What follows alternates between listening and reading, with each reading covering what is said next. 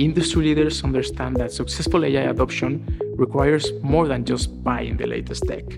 It is made clear that AI and automation are not a distant, intangible future. They are here, and they are transforming industries as we speak.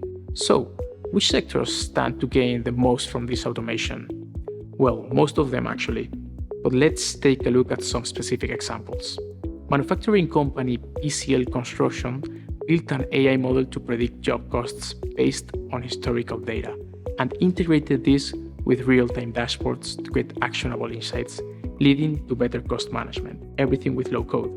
In the financial industry, PayPal is using an AI streamlined and automated risk management process to reduce manual work and human error.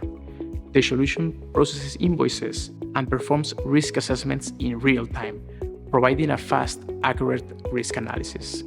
In agriculture, companies like Agrifac are using AI to optimize crop spraying. The AI distinguishes between crops and weeds and instructs the sprayers accordingly. This integration has led to a significant reduction in pesticide usage and costs.